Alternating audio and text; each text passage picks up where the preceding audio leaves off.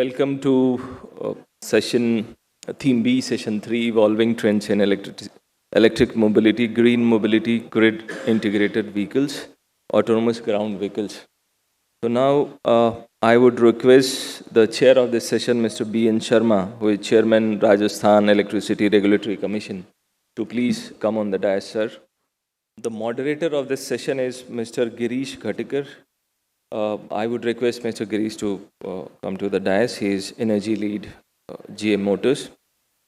The another panelist is Mr. George Hunt, who is Chief Strategy Officer, ISUW. Welcome. Please come to the dais. Our next panelist is Mr. Arindam Mitra, who is AVP of Grid Modernization at L&T Power Transmission and Distribution. Arindam, please come to the dais. Next panelist is Mr. Sudhasata Kundu, who is Senior Manager, Energy and Utilities, RTI. Welcome, Sudhasata. Now I would request the moderator of the session, Mr. Girish Ghatikar, to take over this session. Thank you, Anand, so much.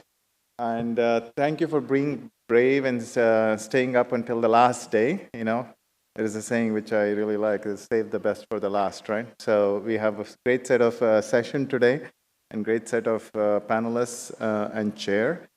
Before I go ahead and make an introduction to the chair, I'd like to quickly give an overview of the session, right? So there are a lot of sessions happening on the EV in this, and for good reason, because electric mobility, as we all know, is one of the big changes, transformational changes we are seeing in how we drive our cars and how we use our electricity. The change primarily driven by previously on the greenhouse gas emission, right? If you look at the United States, the three largest emissions are in the generation sector, in the consumption sector, and the transportation sector. Until 2018, 2019, the generation sector was the largest carbon emission sector, followed by transportation and followed by the consumption. However, in 2018, 2019, transportation overtook and became the largest emission, in the United States. And the trend is not any different globally. Okay? The important aspect of that is, why did it happen, right? There's an increasing level of adoption of transportation, right? Especially the medium duty and light duty vehicles with electric cars and SUVs globally. And the second in the trend is in the where the generation is getting more decarbonized, right? Especially with solar and wind globally, the carbon emission is slowly falling. But unfortunately, it's not the case with the transportation sector. So today's session particularly focuses on some evolving trends.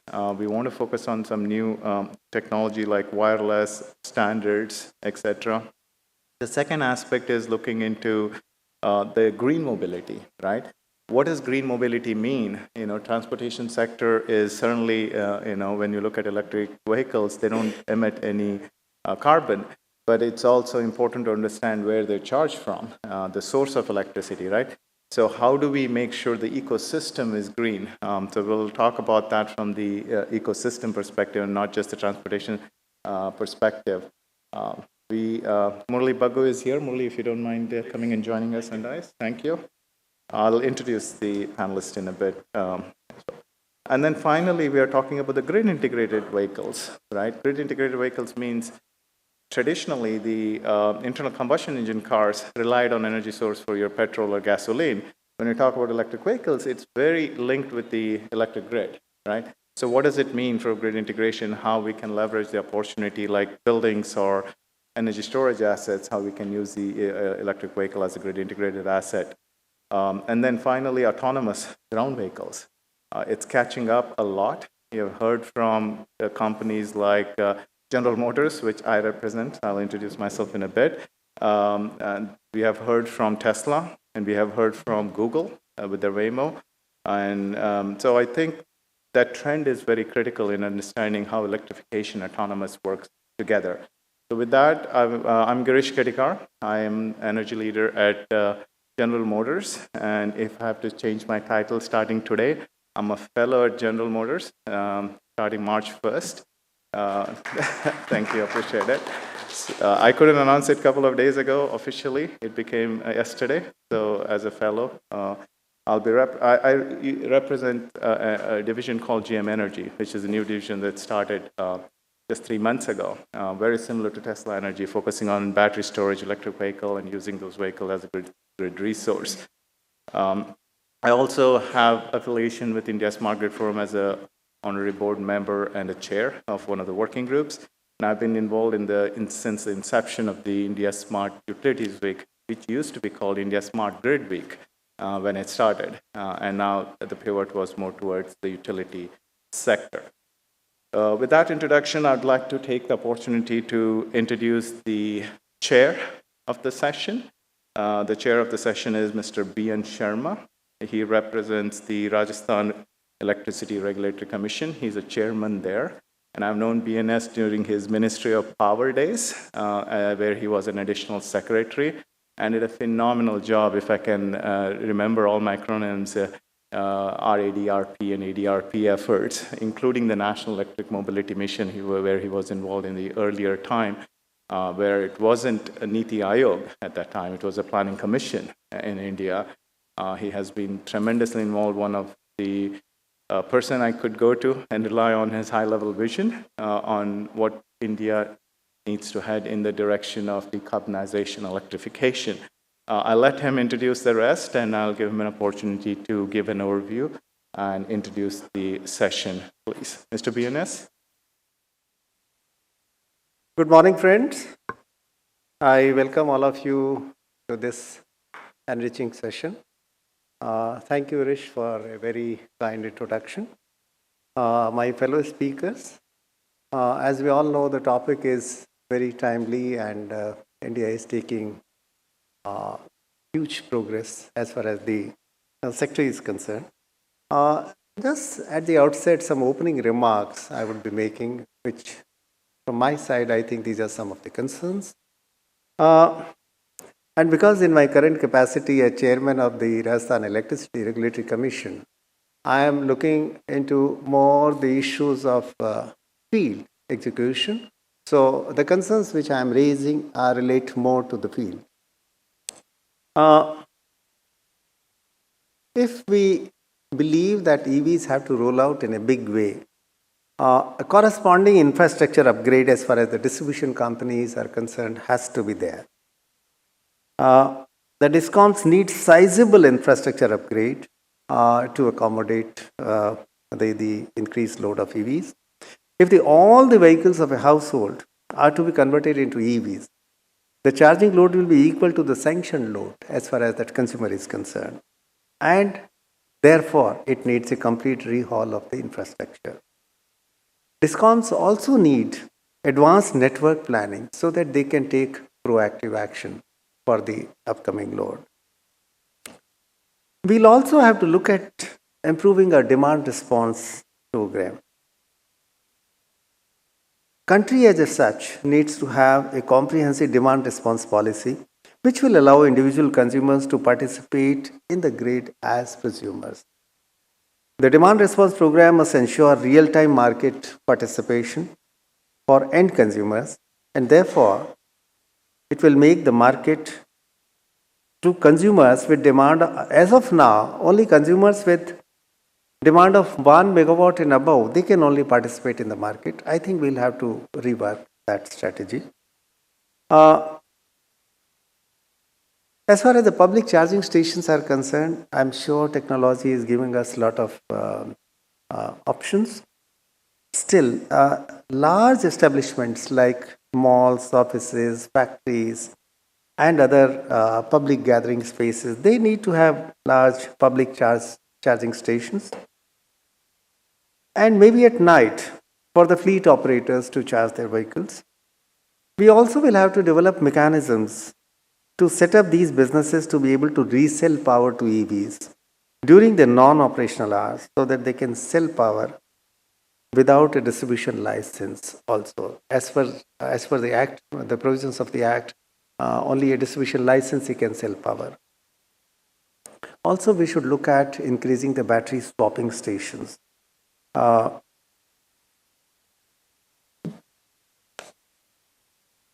I believe technology is giving us a lot of options as far as the smart EV charging is concerned.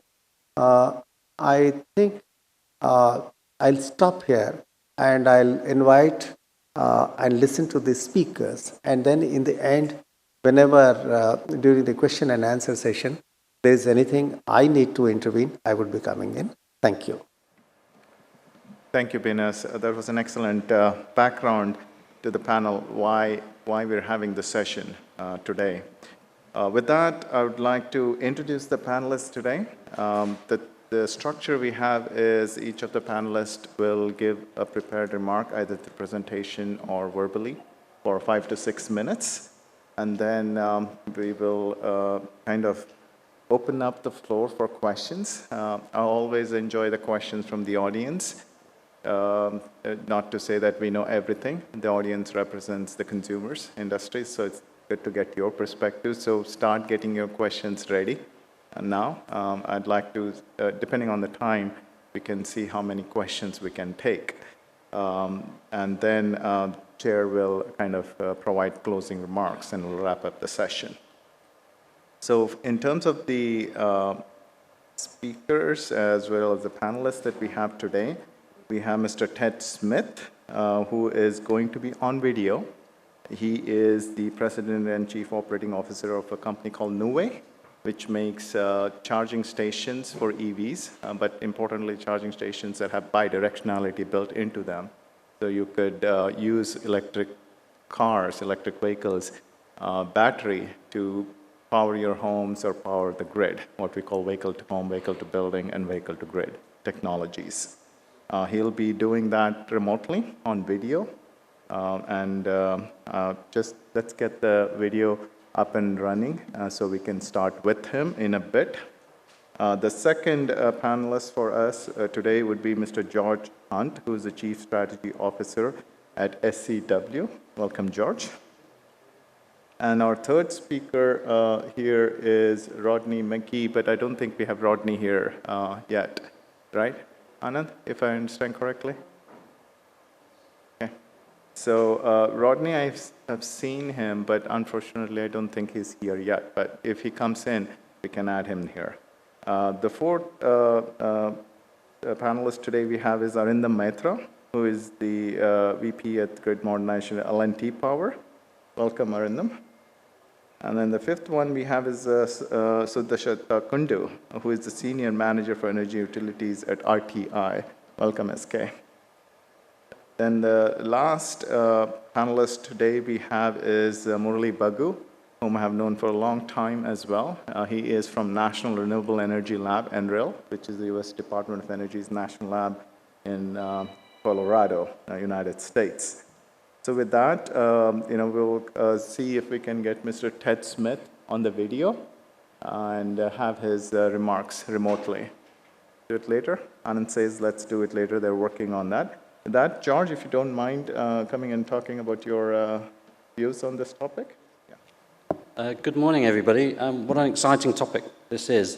I find myself thinking a little bit about, although the topic is about electric vehicles, electric e-mobility, I kind of think we're used to having a car as a personal transportation or a vehicle as a transportation mode, but actually an electric car is a portable power plant. It's a power plant that you can move, and sometimes it can be powering you to make the move, i.e. driving. Sometimes it can power your job when you get to your destination. So if you're a plumber or a carpenter and you need a portable power plant, it can power your tools. And equally, when you drive that vehicle back home, if you have an interruption to supply, it can power your home. And that's changing the paradigm of how we think about vehicles, how we think about electric transport, etc. So I'm just going to share a bit of a point of view today. It's a point of view that we're kind of following at Smart Energy Water, and we have a standout out in the exhibition area, so please come and talk to us if you're interested in anything that we talk about today. But basically the point of view is that a lot of the individual components are being built to support e-mobility, but what's it like as a customer? And I think there are elements as a customer that are challenging. you know, we find ourselves having multiple apps. We find ourselves dealing with multiple organizations. We don't have that seamless experience that we kind of would really like. I mean, I personally would love to buy an electric vehicle. I haven't got one at the moment.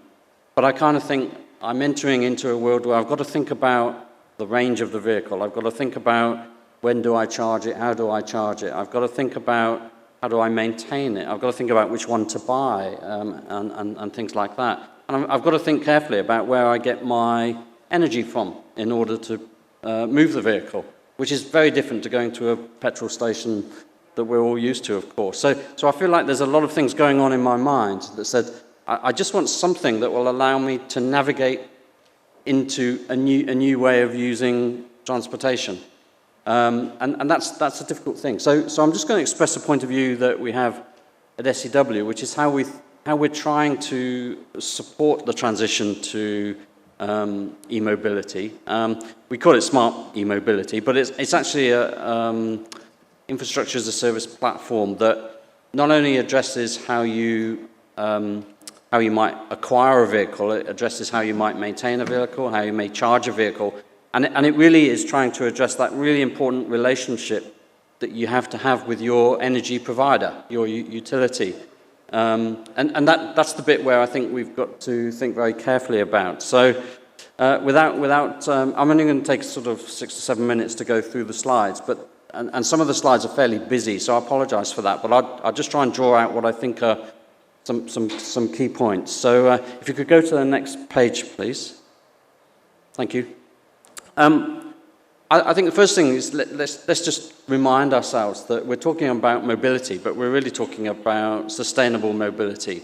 And it's transforming the way we move, and it will ultimately transport the way we work, the way we live, and the contribution that we have to sustainability, etc. But actually, it's useful to remember the purpose. And you know, the purpose is that we have to overcome range anxiety. I think that's one of the things that we know is a bit of a constraint. It's certainly a constraint for me where I live in the UK, in the countryside. I've got to think that my nearest journey to a charging station might be way beyond what the charge I have in the car, so I have to think about having a charging point at home, etc. So range anxiety is an important thing, but we know that the range of vehicles now is reaching a point where it's comparable to the range that you get out of some petrol or diesel vehicles. So I think range anxiety is getting better, so the average range is increasing.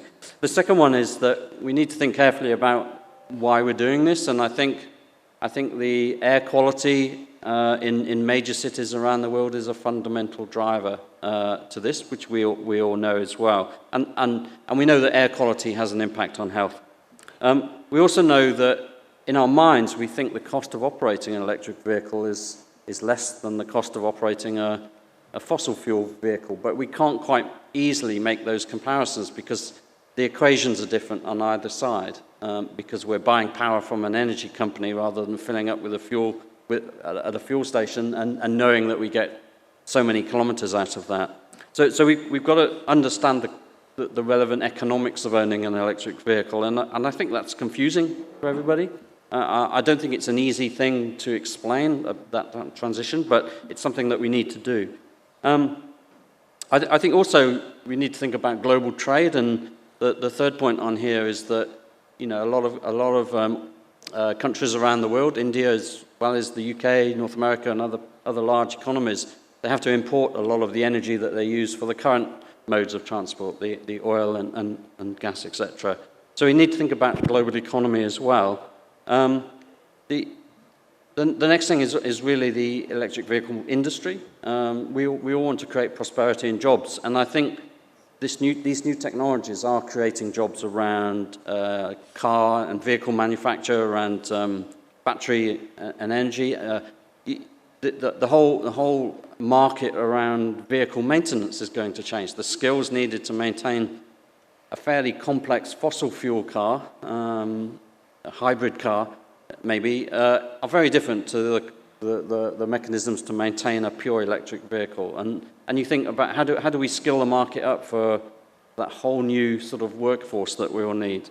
But it's a good positive thing. I think also public transportation has embraced e-mobility for a long time. It doesn't matter where you look around the world, railway systems are becoming electrified everywhere. Where I live in the UK, there's still plenty of diesel-fueled trains moving around, but they're getting less and less, and I think that's a trend that we see wherever we go. The other one is obviously the larger goals around ESG and sustainability. We know that transportation is a major contributor to greenhouse gases, so you know there's another reason why this is important. We're making that impact to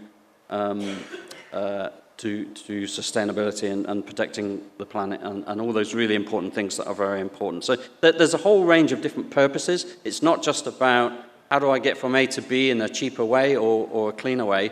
There's a whole market around this which is worth remembering. So if you could go to the next slide, please. I think added to that, there are a number of initiatives that when we look at India, which is setting a standard here that the rest of the world is taking notice of, a number of those headlines are being driven by some really important stakeholder actions. And this is just a snapshot. I'm not going to go through them all, but we know that major manufacturers are investing heavily in electric vehicles. We know that the government has set ambitious goals around sustainability and around the adoption of EVs. We know that the policy makers around the world are now starting to introduce policies where it's much more difficult to develop fossil fuel cars or to adopt transportation systems which are not conducive to sustainability. We know that governments are investing heavily in research and development, which is a fantastic thing. It will drive jobs, it will drive innovation. We know that there are adoption of electric mobility around public transport fleets. Again, this is the governments around the world doing what they say, which is obviously a very important thing for the general public to see, is if the government are trying to say we need to adopt a different way of moving around, different way of transport, it's good to see the government adopting the same principles. And the general way that they can do that is through either public transport, electrification of public transport, whether it's buses, trains, etc. I think coming back to net zero challenges, we know that transportation is a major contribution or needs to be a major contribution to achieving net zero. So transportation has a big role to play alongside a whole host of other things. And the last point on here on the bottom right is we're starting to see various portals emerge which are trying to help engage customers and consumers to say this is how you might navigate the journey into electric mobility. So, and that's part of the theme I just want to touch on a little bit today. So if we could go to the next slide, please. And George, sorry to interrupt, if you can wrap it up in next couple of minutes, please. If you can wrap it up in next couple of minutes, I appreciate it. Oh, okay. Okay, thank you. All right. I thought I had a few minutes longer, but okay. I mentioned quickly that the customers are a little bit confused by this. And we're just trying to identify what that mobility puzzle looks like, because there are a lot of moving parts. If you can move, I don't have to talk about the moving parts here, but if you could just move to the next slide, please. Basically, as a customer, you're planted in the middle of a whole range of different things that you have to care about.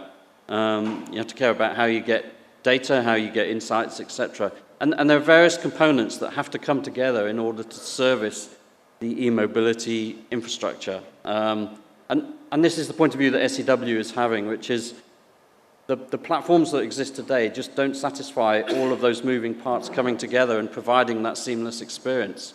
So that's the point of view that we're taking, which is how do you provide the same sort of platforms that we're used to for banking, for retail, and for other markets? How do you provide that in a way that, as a customer, you can get a seamless connection between the vehicle manufacturers, the vehicle maintainers, the energy providers, and the EV infrastructure around which you're now going to use your vehicle. And it's really how do you bring all of those things together. So if you could just advance to the next slide, please. What we're seeing is that there are bold utilities right around the world that are actually realizing that rather than leaving it to the car manufacturers, rather than leaving it to the EV providers, rather than leaving it just to policymakers and government, actually the utilities are realizing that actually we've got a major opportunity to change our relationship with our consumer base here. The utilities can take the lead, and there are utilities around the world that are doing that, and they're acting very bold in terms of how do I educate the customers, how do I empower them to make the right choices, how do I address real-time charging needs, how do I incentivize them to adopt, how do I help them understand how they're using the vehicle and how they can use it better.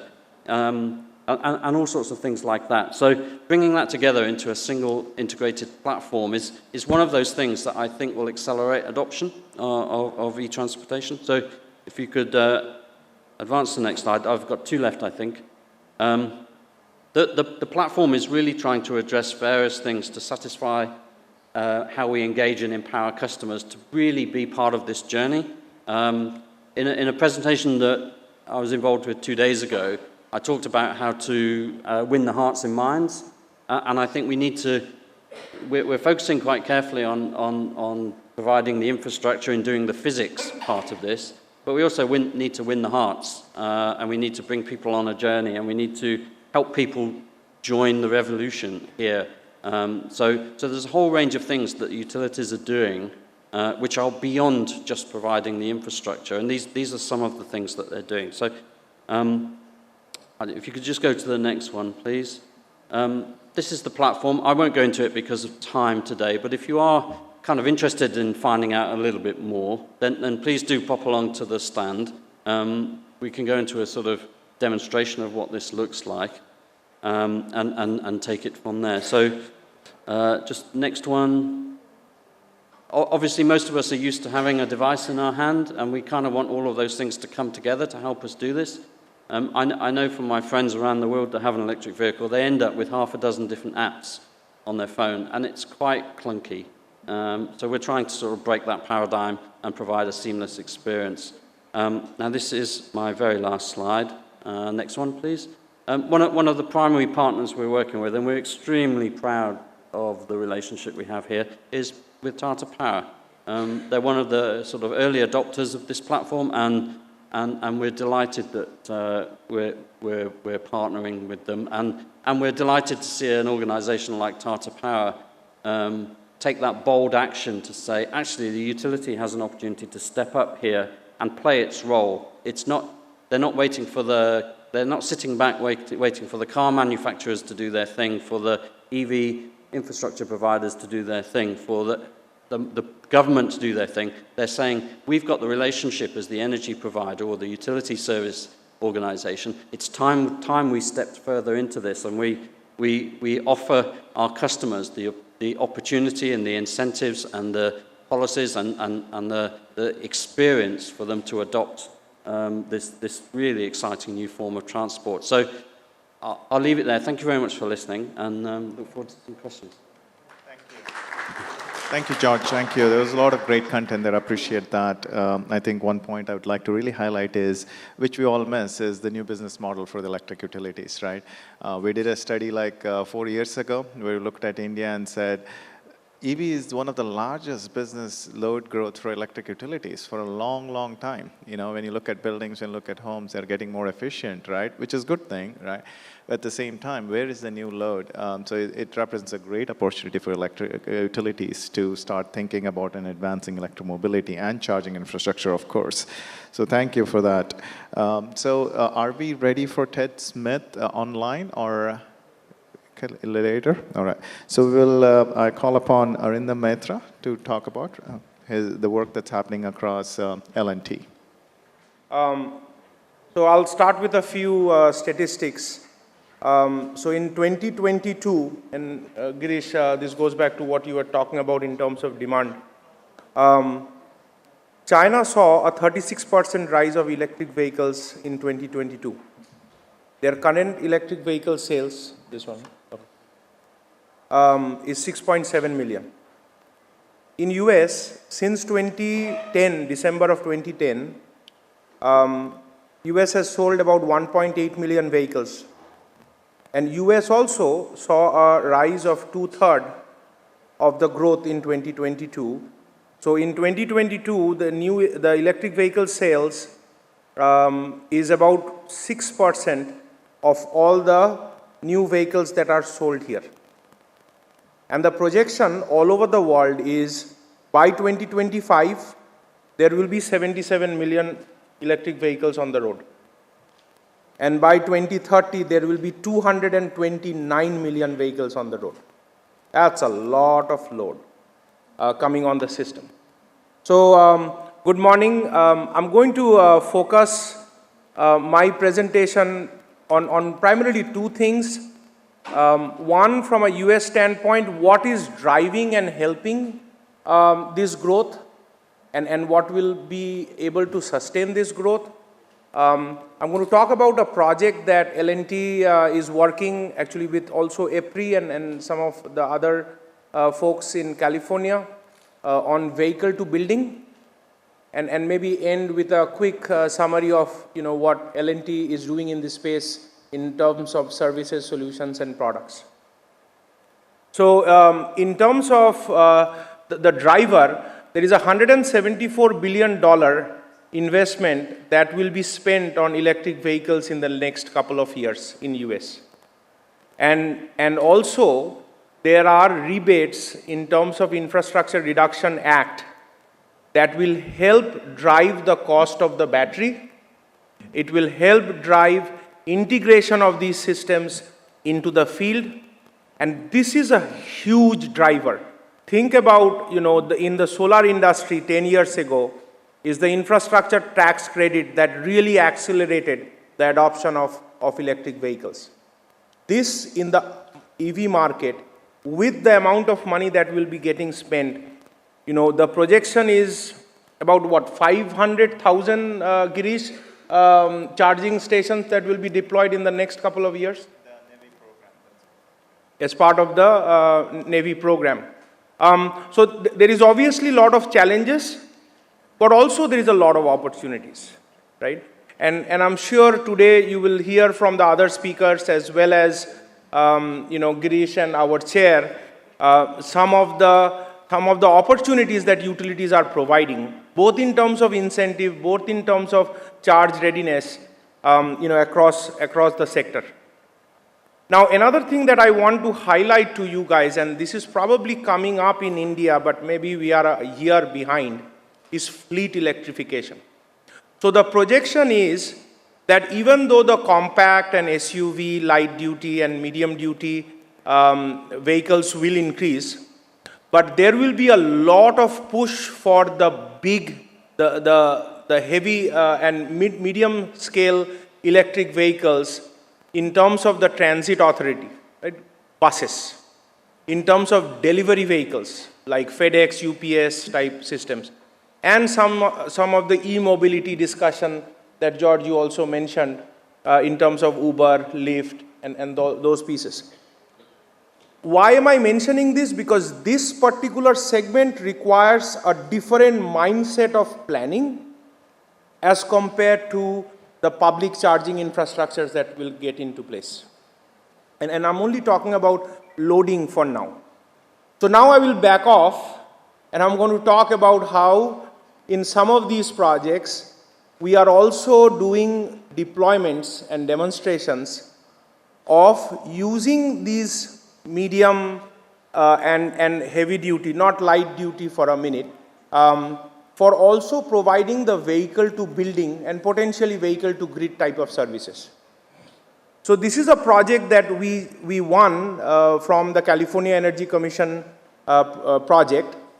So there are, so the whole idea is how can you utilize, and there is a lot of school bus incentive programs in California, a lot of electric vehicles, a lot of school buses has been electrified. So how can you use those vehicles and use a technology that will help power the building or groups of building for resilience? That's the crux, okay? And then can you use this same concept where these vehicles are charged as well as discharged, and there is a payment methodology, because like if I'm using my electric vehicle and I'm coming to charge, and someone says, can you discharge? And let's say I have the capability to do that. Why will I do that if I don't get an incentive? So what is that incentive mechanism that you can provide, for activating this type of business model? So in this project, we are actually doing demonstrations in 3 different sites. In this investor-owned utility, we call it PG&E, Southern California Edison, and San Diego Gas and Electric. In San Diego Gas and Electric, the site is basically a tribal nation. So it's a disadvantaged community, a tribal nation, and we are trying to provide this as a service for this tribe. The one in Southern California Edison, Fontana, this is where we have libraries, police stations, call centers, senior centers, and all kind of within one cluster, and we are using that as a conduit for providing this service. And in PG&E, in San Jose, there is a Hindu center that we are using to provide this capability as part of the demonstration. I'm not going to go into a lot of details on this site. So let me step back and talk about one more important thing, and this will probably go in sync with what, George, you are talking about. So again, as you see, the electric vehicle movement of adoption is not slowing down. That's a fact. Now, if I'm trying to do this activity in silo, I think this is where, from a utility standpoint, it will hurt than help. So in some of these projects, what we are doing, and this is where I will bring the context of this slide, in some of these sites, they already have existing behind-the-meter solar and battery and AC level 2 chargers. So as part of this solution, what we are saying is, can I develop a control system at a central level that integrates not only our concept, but also integrates what is existing? And in this process, what I did not mention to you guys is this type of approach is actually fairly new in the industry. So if you look at DC fast chargers that a lot of manufacturers are selling, it's basically a DC to DC converter and an inverter. Right? These are self-sufficient systems. But here what we are saying is, if there are multiple types of vehicles, very important, multiple types of vehicles with different charging chemistries, is there a way where I can have one single inverter but have multiple DC to DC converter? Why is this important? Because I'm trying to do power sharing not only from charging those vehicles, but also for discharging those vehicles. So in this project, we have Rhombus, who is now Borg Warner, who is actually developing this as a product line, new product line going into the future, so that it does not have these multiple inverter redundancies, but then have one, multiple DC to DC converter and one inverter. So that is a unique thing from an R&D standpoint, and I'm sure Murli will have some more to add in, some of his. So, in some of these projects, even though the money is coming from either Department of Energy, but CEC, there is some innovation piece that is needed. Because some of these things are brand new. Providing an incentive to allow a customer to give his vehicle for discharging is a brand new concept. So the innovation aspect as well as the deployment and integration aspects and making it easy, because interconnection of these new systems has been a bottleneck, and hopefully with some of these IRA grants, it will help streamline. That's all I have. That's great. Thank you, Arindam. Excellent background and great introduction to very important things. That is, the demonstration are very important. And second is how government policies play a very critical role in adoption of electric mobility as well as charging infrastructure. So thank you for that. So Anand, if Ted Smith is not ready, we can wait, right? Or is he ready? Okay, we will move to the next speaker. I'll call upon Sudhasirtha Kundu, SK, to talk about his work they're doing at RTI. Good morning, esteemed panelists and the audience. Can I have the slide, please? Yeah. So today I'll be talking on one of the projects that RTI International has done on the e-mobility planning for one of the smart city in India, that is the Kakinada smart city in the Andhra Pradesh. Yeah. So in the project, actually, we did, there are 4 things that we did. One is the preparing inclusive scheme for financing of the electric autos, developing the city-level action plan for the intercity electric buses, capacity building, and as well as creating an e-mobility web awareness platform. So there are 2 challenges that I am going to speak about today. One is that Kakinada city doesn't have any intercity bus services, so replacing the auto rickshaws with buses was a challenge for us, because for the creation of the designing of the routes to the creation of depots as well as the network planning. And the second phase, we are doing how to procure the green electrons for charging those electric buses. So the first thing that we did, actually, we designed the routes along with, in discussion with various stakeholders, including the Auto Rickshaw Union as well as the APSRTC, which is the Andhra Pradesh State Road Transport Corporation. So based on the routes that are designed, we tried to find, because the city is very small, so we tried to look at all the buses in one and in 2 depots. So we identified the 2 depots, and from the network planning, nobody has the experience of putting up charging stations of that level for the electric buses. So what we did, actually, we started discussion with the utility for the charging infrastructure, and what we found out is that there are various transformers and others electrical infrastructure that are there that are underutilized. So we try to optimize the cost by utilizing those existing infrastructure that was there, and as well as we design the routes in such a manner that so that it can be optimized when you're talking about the infrastructure, and when the charging pattern we designed as well as so that we can utilize the existing infrastructure as well as, suppose I'm giving you an example, suppose there are 10 chargers that are there, and we at a time you can charge at least 3 to 4 buses, so that all the chargers are not utilized, so the electricity connection as well as in the downstream and the upstream electrical infrastructure is also not required for all the buses at a time. So the cost is being optimized in that manner. So you can see that the city level business operating and implementation plan that we have prepared on that. I will directly go to the strategic approach that we have actually designed for that. So for that, we have created an SPV, that is a special purpose vehicle, because no one has that capability or the capacity to develop those electric buses or the experience. So we created an SPV with the municipal corporation.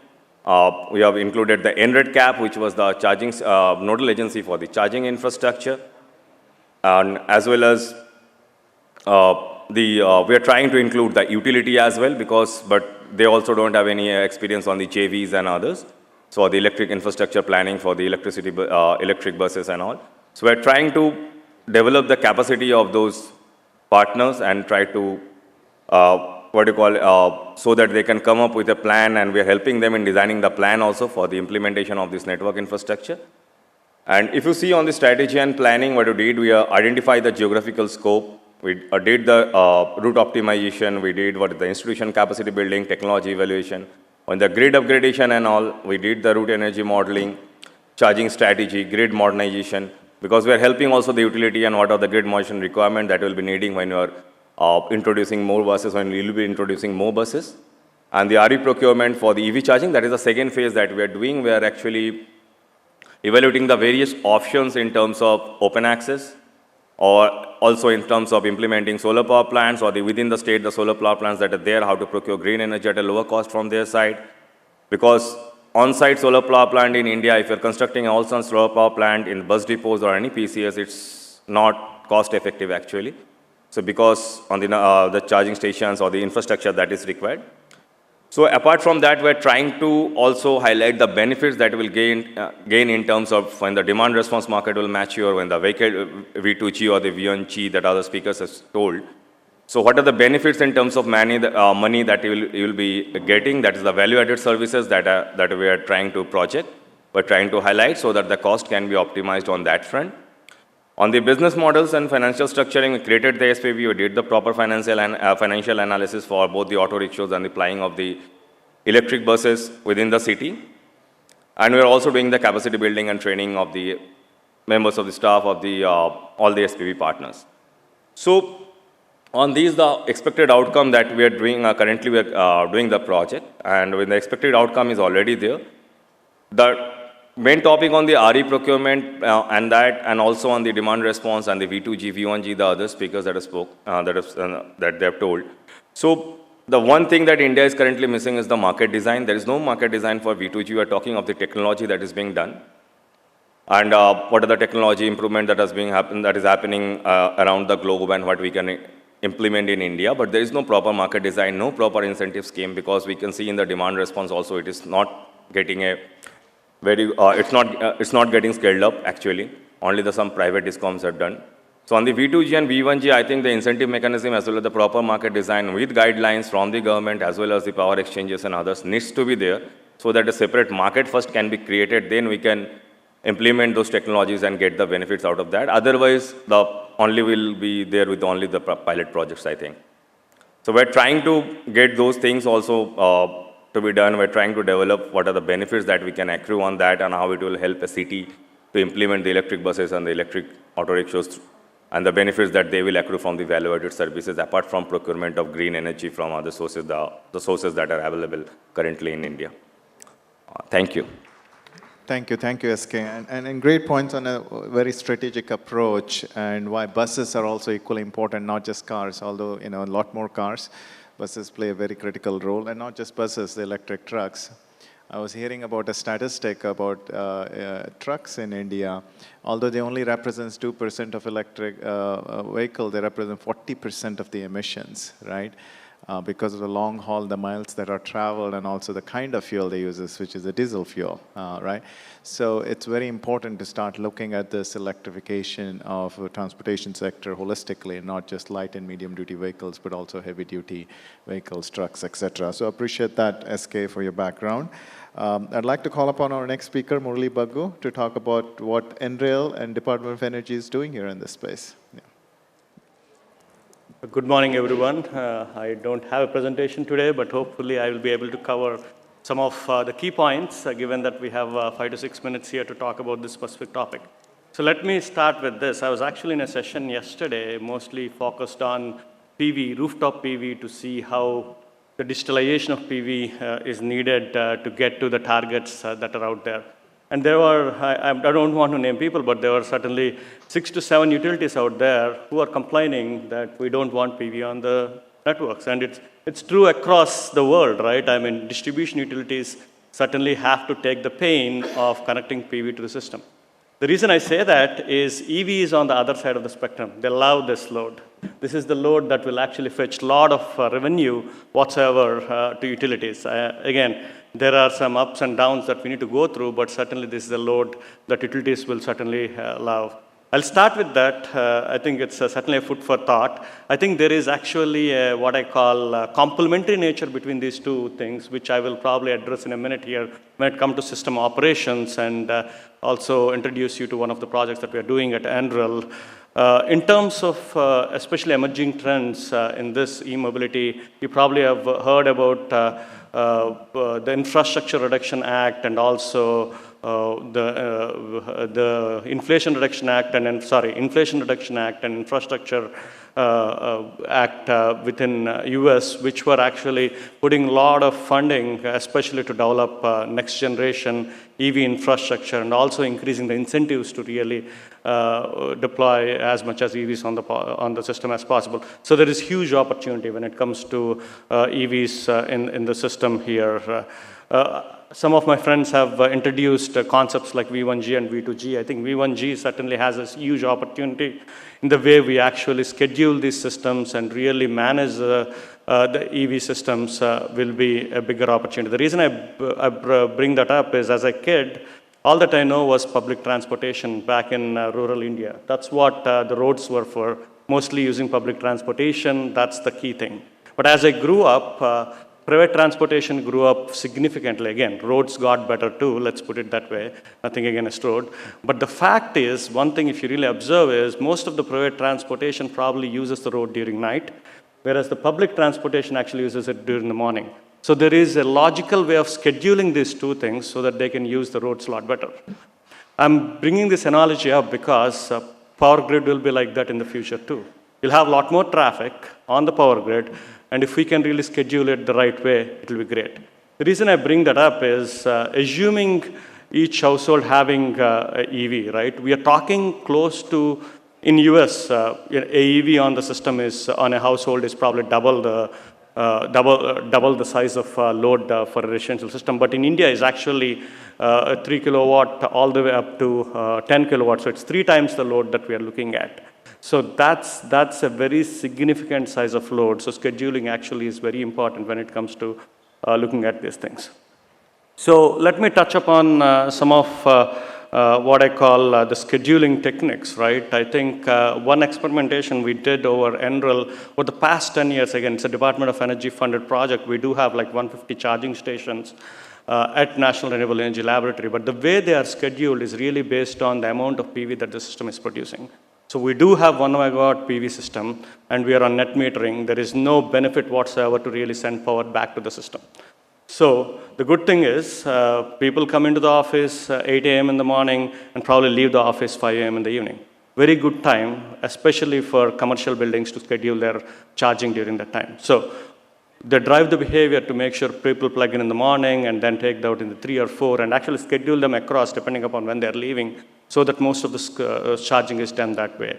In that way, they're actually reducing a big amount of industrial peak charges whatsoever by actually using PV to charge EVs at the same time providing power at a nominal price as other electricity as needed during the daytimes of the day. So this is one example, but certainly I want to bring this up because I think we have to really look at planning methods that will actually enable behavior that can share the amount of distribution capacity in terms of wires as well as transformers that we have to really see how we can get to the next level of things when it comes to EVs on the system. Extreme fast charging, again, that's a new concept that we are looking at when it comes to electrifying highways, trying to really come up with extreme fast charging stations across the interstate system in the United States. That's actually a problem on its own. The reason we say that is these are huge loads probably connected at different locations using express feeders. So this is new load growth. The important thing there is we actually need to look at census statistics to understand what the charging patterns are, because that is a very significant investment when it comes to EVs across the load.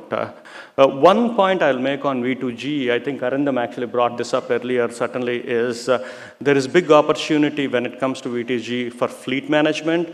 Things like freight trucks, they have a specific pattern, They probably start their work 6 in the morning, they're probably done 8 in the evening. They have very specific pattern. Even we looked at things like school buses, because that's a very big load in US, and they're also looking at electrifying. These actually provide very good opportunity to do both V1G and V2G.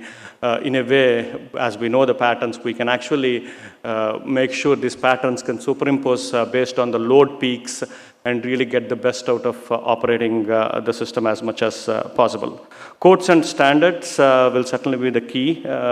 As we were saying, what levels of voltages will make sense for residential versus what levels when it comes to fleet charging. These things are really important when it comes to charging the things. Second use of batteries, we actually looked at really coming up with what the best way of doing the leftover batteries from EVs. We realized that very typical consumer actually uses EV for 7 to 8 years. That's what we kind of realized.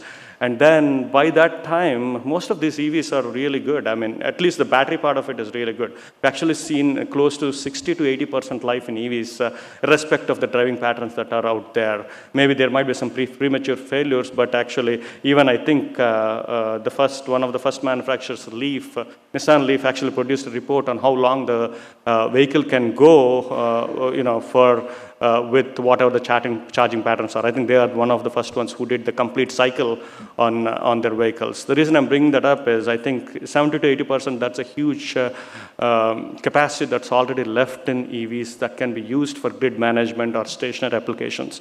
So that's itself really brings up an important thing.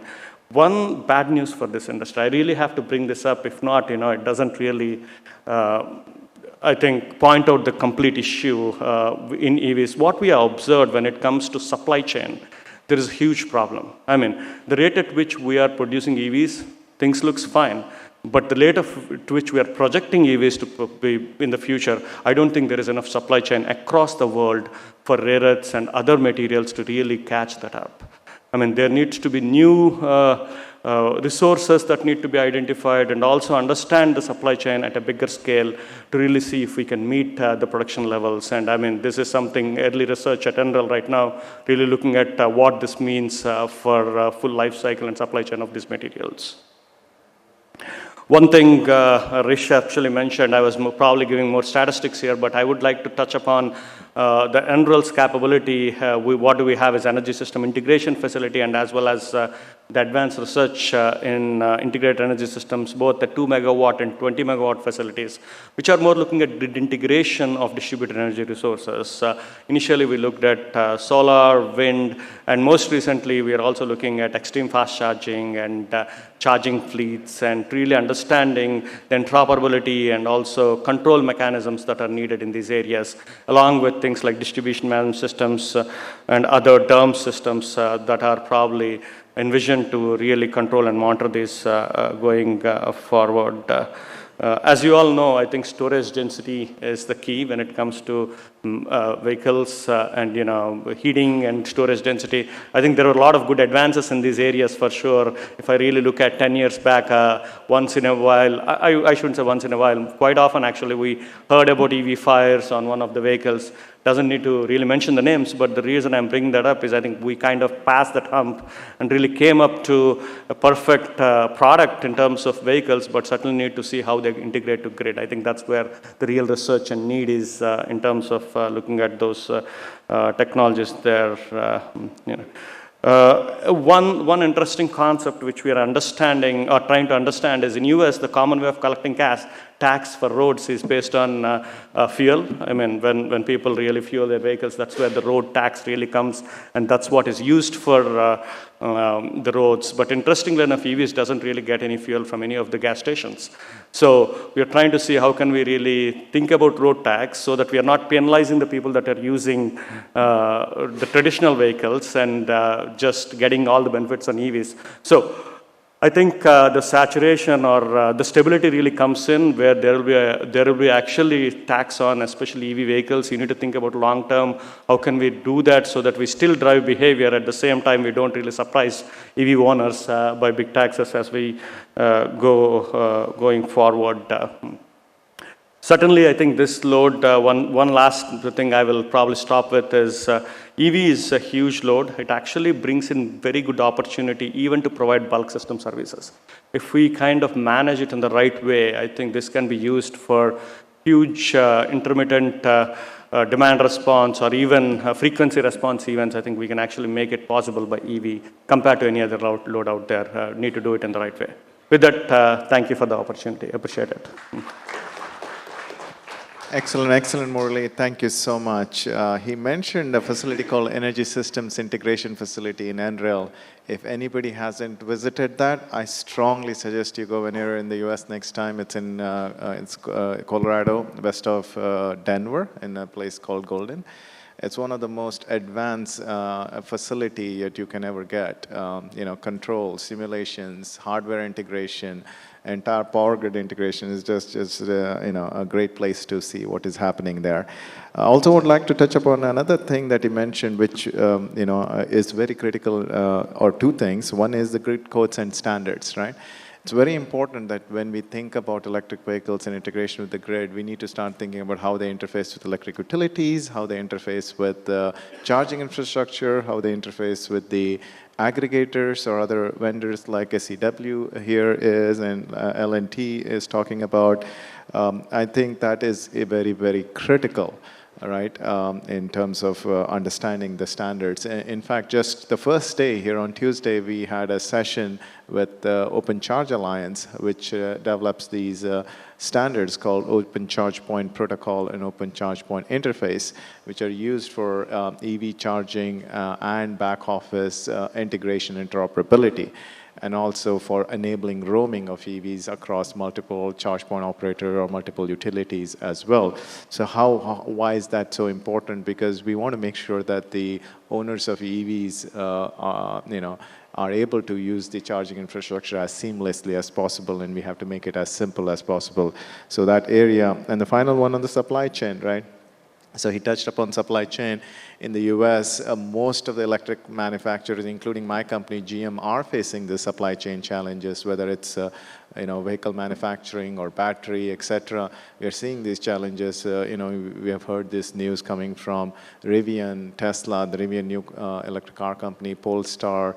All of these companies are saying they're facing challenges with respect to supply chain, and they're not able to make enough vehicles. Even if the production facility exists, the demand exists, they're not able to ramp up the production because of the supply chain issues. How India can address this from a large perspective to make sure that you're not just looking for today's production, you're looking for 5 years, 10 years down the line production, and how government can help the private sector to ensure that the infrastructure and the supply chain is available for large-scale production when the demand starts ramping up is a very important topic that Murali addressed, and thank you for doing that, Murali. Yeah, I would certainly like to add one thing. I mean, great collaborations were made on both coasts of Pacific when it comes to EV adoptions. I mean, one of the best whatsoever in terms of energy storage manufacturers on east versus vehicle manufacturers on the west.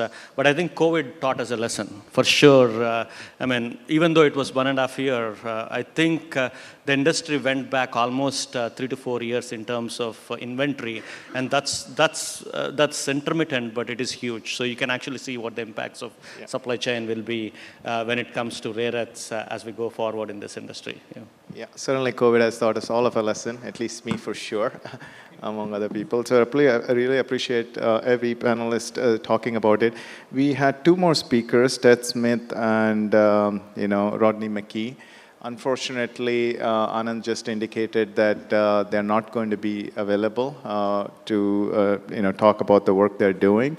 Although I know I have worked with each one of these. Nuwe, as I mentioned, makes bidirectional chargers, very important from vehicle to home, vehicle to building topics that some of the panelists discussed, and enabling EVs to provide grid services using V2G capabilities.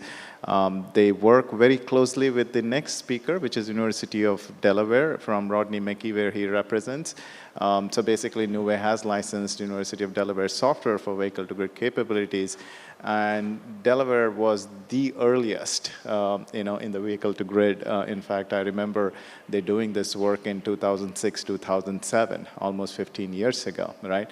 So they have a lot of experience and knowledge, and they bid these vehicles in what we call in the east side of the United States called PJM market. Which is a regulation market. They bid the vehicle charging and they make money. So when I was meeting with Mr. Willett Kempton along with Reggie and asked him, how much money are we looking at per BEV per year? He said, you can look at a ballpark number of $1,200, a year per electric car, just with V2G capabilities. And that's just phenomenal when you're looking at $1,200, and as Murali mentioned, lifespan of 8 years, or in certain cases 10 years of your vehicle adoption, you're looking at around $12,000 approximately recovery on the cost of the vehicles, which is more than 1/3 of the cost of a vehicle in the United States. So that's quite significant when we start thinking about the car that is not just mobility, it's also a revenue generator and also a great resource. So that's quite fundamentally different when we look from the electric vehicle perspective. So since we don't have 2 more speakers to talk, we do have some time. for the audience, so that's very fortuitous for us. We could give more time for Q&A before I call upon the chair to kind of provide his closing remarks. I do have a lot of questions that I have documented, but I want to make sure the audience is given the first opportunity to ask questions. If you have any questions, just raise your hand and they'll bring the mic here.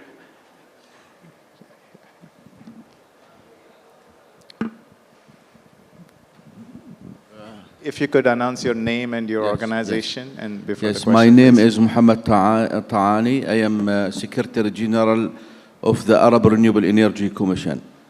I feel happy to be first of all here in India and this distinguished guest speakers and to be good educated from you. All are high level.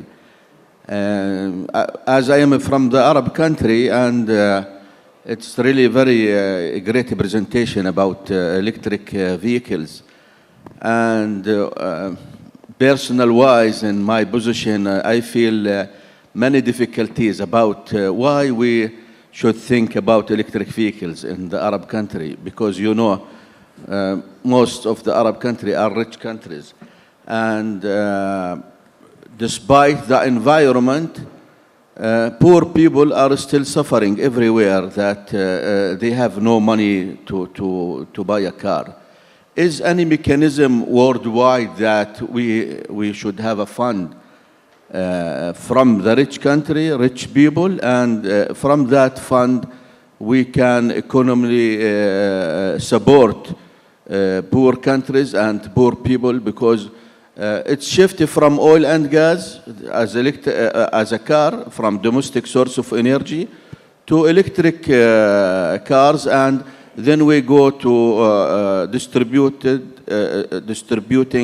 electricity companies, and we still pay money for that. But for the environment and economy-wise and social-wise, social aspects of electric vehicles, because we are in this whole green family, are we thinking it's a good to approach for these countries, these people, which still many of them no access for electricity? Thank you. Wonderful. Thank you, Mr. Altani, for that excellent question. You mentioned Arabic nations, of course, there's the motivation. Oil is a very important factor of running the existing transportation. And I do see, if you hear Lucid, right? Lucid has 62% investment from the Saudi folks in transitioning. So it's very heartening to see even the oil-rich nations that rely on that economy sees the future is electric and is willing to support it. I really appreciate that. So I'd love to open up the floor for any panelists who want to take the question. Murali, you want to start first? Sure, certainly. This is a great question. The reason I say that is why we looked at electrification, right? I mean, when I see electric vehicles, it's all electrification. As we have done in other sectors, we are actually electrifying the transportation sector. I think decarbonization, electrification goes hand in hand. That's one thing that we were looking in developed nations when it comes to electrifying the transportation sector. Because as we start electrifying all other sectors and also looking at decarbonization, we are actually trying to get back lesser on the reliance on ONG. But again, that's the only other industry which has 30% reliance is electrical sector. So what we are trying to do is electrifying that in a way, trying to decarbonize it, because our traditional generation fleet is something that we are decarbonizing it at the same time. There were arguments saying, hey, you're moving pollution from one place to other by electrifying the sector, because you probably are still reliant on some of the fossil fuel generation mechanisms. And that's true, but the motive behind this is really to electrify this hand in hand, so that when we really get to some of those goals of 100% electrification, so 100% renewable or net zero or low carbon reliance, you actually also done that on the transportation sector at the same time. So I think electrification is a means of doing it, but again, there are certainly other ways. I mean, probably one thing I didn't mention earlier is also hydrogen, trying to see how hydrogen plays significantly in this way, where it actually takes some of the reliance on some of the rare earths, but certainly also looks at electrification as a means of decarbonizing things. So my point is certainly saying you're not just doing it alone, we are actually doing it with decarbonizing the rest of the sector, and that's why we are getting there. Yeah. Thank you. Thank you, Murali. Anyone else? Arindam? Yeah. So as Murli was saying, I was Googling how many electric vehicles you have on the road. So today you have less than 1% increase. But you will be, in the next 2-3 years, close to about 1.5 million electric vehicles in the kingdom. That's a significant number of electric vehicles. And you know, to support what Murli said and Krish, you mentioned, and I think this is the global trend.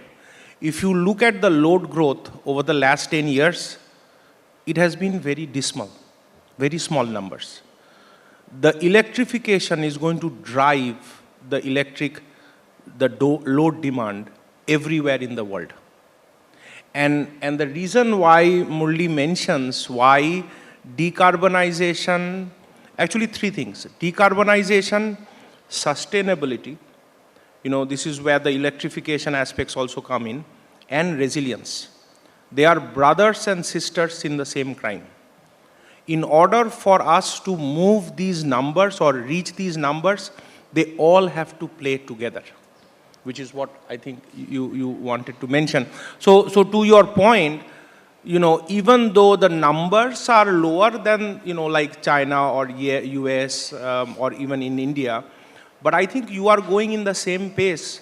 Because if you look at the number of solar that you are deploying, that is probably huge. Yes. Now, your case is different from others, because when you decide to put solar, you're going to put 1 gigawatt of solar in one location. Yes. Yes. But US will put it in 1,000 locations. That's the difference. But from a system standpoint, they are exactly the same. That's all. All right. Thank you. Thank you, Arindam, for that number. Excellent. I want to see if SK or even George, you want to have comment on that? Please. Thank you very much. I love your question. Thank you for that. I'm just going to add a little bit of something on top of what's already been said. But, you know, I think if we're going to be successful here addressing a global problem, you know, the global problem of climate change, of carbon emissions, of sustainability, then no one should be left behind.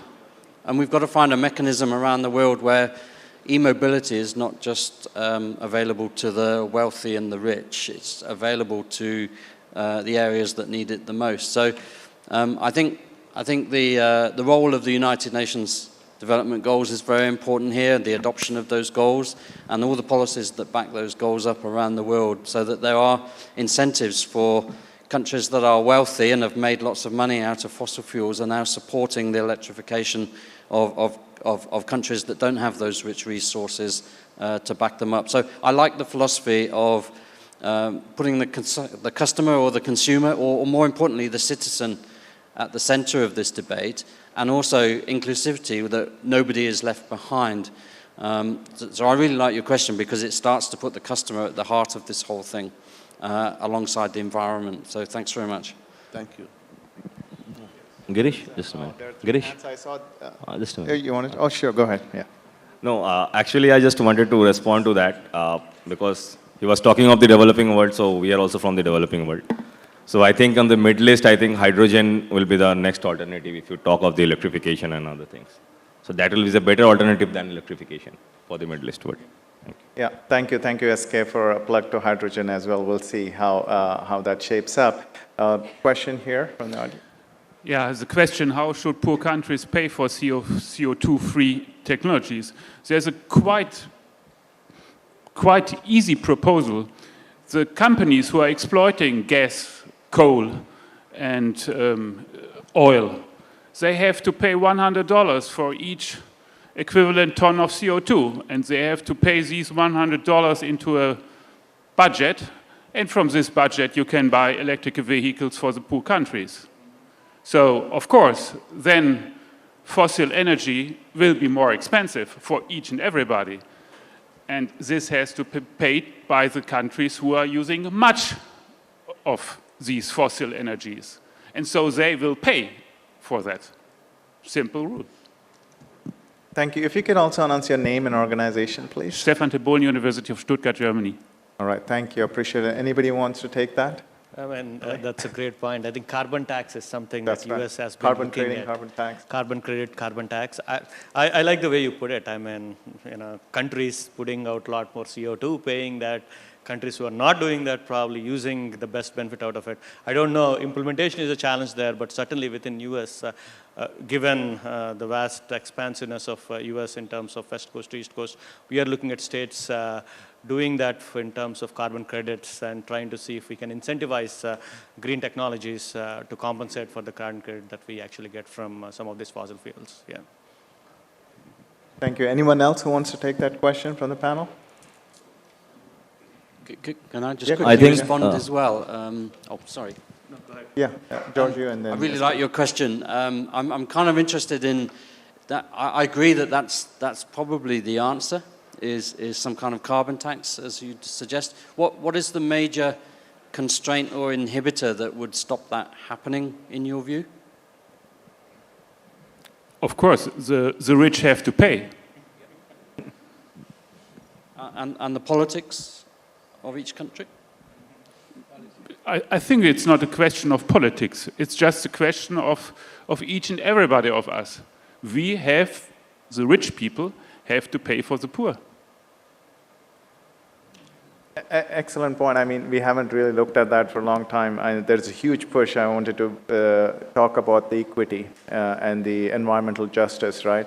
So those are becoming extremely important. I completely agree with you. In fact, the IRA fund that Murali mentioned comes with the requirement of how this is going to help the cause of the energy equity as well as environmental justice. So great points. We will, those are some of the things that has to be taught at national level and maybe even at global level, right? Absolutely, excellent point. We do have a few more questions people raised here. Here you go. Yeah. Hi, Girish. Thanks. I'll snap back to your comment about, my name is Paresh Patel, and I'm the CEO of System Level Solutions. I want to snap back to your comment about OCI and OCPP. That has been put into chargers because of market demand right now. Right. And in the UK, there's a debate on whether ADR, like OpenADR or some standard like that, needs to be placed into the chargers where the utilities have direct control over the charging mechanism to basically foster better grid control and things like that. What are the thoughts? Should government mandate those types of things? Because that's the only way it happens, or do we let market forces dictate that? Excellent. I am raring to answer that question, but I'm a moderator, so I'll respect the, I'll respect that position. I'll see if any panelist has anything to answer to that. I hate to do it again, but if no one... Yeah, please. So the answer is it depends. Like, for example, SMUD is they have pilots. Now, are they going to mandate this? I don't know. But SMUD, yeah. We did the pilot in the UK. We built a device to do it. And so that, that was like, it was inconclusive. Yeah. So again, the reason why I say it depends is because it depends on two things. The type of utility, whether it's a vertically integrated utility or, whether it's a distributor who is trying to do that. But at the end of the day, we have to understand what is the utility getting informed on. Especially with this huge load, it's the demand, right? And if they don't see this, they will not have a way to plan the system. So they have to get this information somehow or the other. Whether it's a direct connectivity or whether it's an aggregation providing that information, that's the debatable question.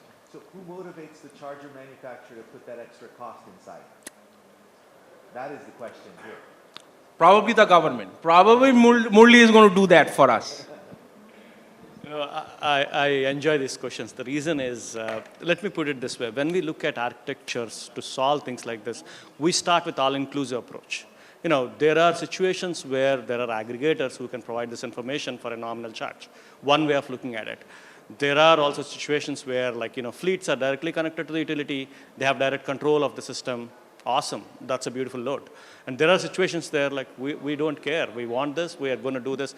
And that's probably part of the equation. And I mean, I'm referring to one of the architectures that we are developing, which is called the federated architecture when it comes to these kind of things. And I think there is scope for everything.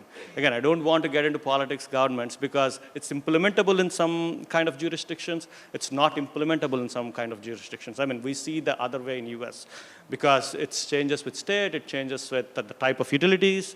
A lot of factors comes into play. But I think as system operators, we need to see how can we make it all inclusive and understand a way to make sure the grid operator knows what's happening. That's the key, right? He has to know what's happening to make sure it's reliable and resilient when it comes to managing operations. Yeah. Thank you. Thank you, Murali. Just to interrupt for a minute, the chair, Mr. B.N. Sharma, has to leave. He has a flight to catch right now, but we will continue. I'd love to take at least one more question for the panelists. BNS, do you want to say anything before you leave? Okay. Thank you so much. It was a great opportunity. I'm sure technology, the way it is advancing, will give us more answers. But all I can say is that we'll have to change the lens. The way we see electric mobility, it's just not an instrumentality of transportation. It is an instrument of grid resilience. It's an instrument it's a virtual power plant. It's a very strong storage option. Another challenge which I think we all have to look at globally is the environment cost of this. Because I think this is one area where we have not really looked into in details. All the technology as far as the EV segment is concerned, whatever the globe, as a society we are developing, what is the environment cost? Whether we can we are leaving any carbon footprints because of this, as far as we will be disposing those things. I'm sure technology will give us some answers. Thank you so much. Thank you. Really appreciate that. Thank you, BNS, for your time. So I saw a hand there, if you don't mind asking your question. Being a utility, I have to mention some facts on the field. If you don't mind announcing your name. My name is Charan Singh Ingle from Maharashtra State Electricity Distribution Company. Being as a nodal agency of Maharashtra of EV charging station, some issues on the field are that there is an infrastructure issue, charging station issue, land issues. Sometimes the rates of the chargings are about 6 rupees. So these are the issues faced by the customers, and this is the hurdle. I think this is the hurdle in EV increase in percentage of the customers. So how you will suggest about this? Okay. Yeah, excellent question. I'm glad to get a utility perspective here. Thank you. Anybody wants to take questions? SK, you're going to have a chance to speak. Hello. Just let me know if I get your question right. It's on the customer issues that I was saying, right? On the planning side, on the tariff side and all. And also on execution. Execution on what sense? Charging issues, infrastructures, and land issues. Most probably those are all the location issues that are saying for this putting up the charging stations, and the MOP has come out with a guideline on that. I think the PCS that needs to be there. And also on the electrical infrastructure side, that needs to be implemented for the PCS and all. So I think the guideline is there already, and like I said, in our project, we're trying to develop an SPV to do that, because maybe in some places, one of the organization doesn't have the required experience for doing that. So we're trying to build that so that we can bring in different kind of experience for all of them, and also distribute the risks that are there, so that there is an implementation process can be very smooth on that. So what you are asking is mostly on the policy side, on the charging tariff and all. I think there are EV policies and all things are already there, and the utilities are carrying out this upstream or downstream electrical infrastructure they are building according to the requirement that are being given by the charging infrastructure operators. Because there is a nodal agency, I think, in every cities now, in every state now in India, which is looking after the charging infrastructure. So there is a single window clearance is also there. So I think the process has become smoother right now. So we can do that. Yeah, thank you. Anyone else wants to take that question before we wrap up? Hello, Yogesh is here from Tata Power I'm representing. One second. We want to give an opportunity to see if someone else can also answer the earlier question, please. Anyone else wants to take, or we can move? One comment, I kind of understood that more as, how do we move load around, time of use or even peak demand charge. These are the two things that worked out really great when it comes to EV load. Driving behaviors, certainly customers will not charge more, pay more for EVs, right? They would try to drive behavior based on when it is cheaper to charge things. So those worked out really great, at least at this point in US for sure. Yeah. Excellent point. In the United States, for example, the model that at least early adopters, utilities in California, like Pacific Gas Electric, Southern California Edison, are using something called EV time of use only rates. They're very similar to time of day rates.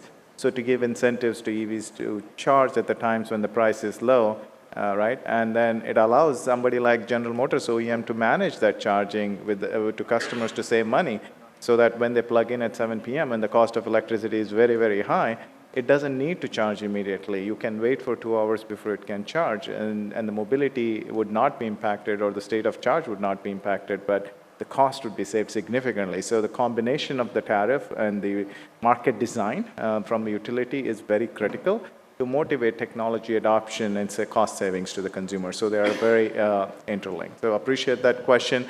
Unfortunately, we have to stop. I want to be respectful of the next session, which is also I'm going to be involved in. It's on the electric highways, another important topic focusing on the trucks and the buses side of things.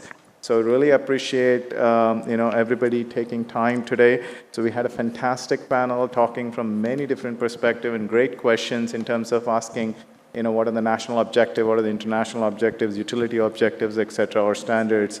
I really love that kind of an interaction. If we had more time, we could have continued this discussion.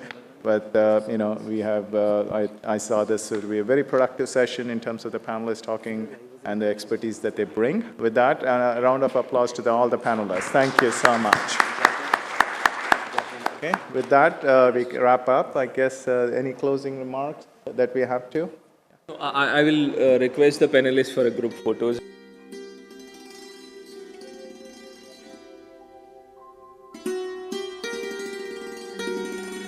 I would request two panelists to stay for the token of appreciation. I'll request the moderator of the session, Mr. Girish, to felicitate Mr. George Hunt.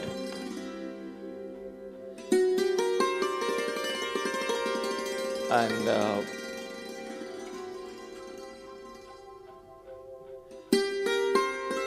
I would invite now Mr. Sudhasata Kuntu, Mr. Arindam Mitra.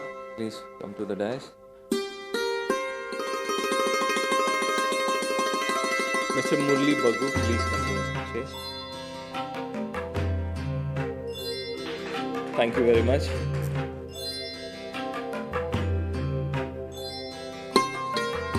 Now I would request Mr. Girish, the moderator of the session.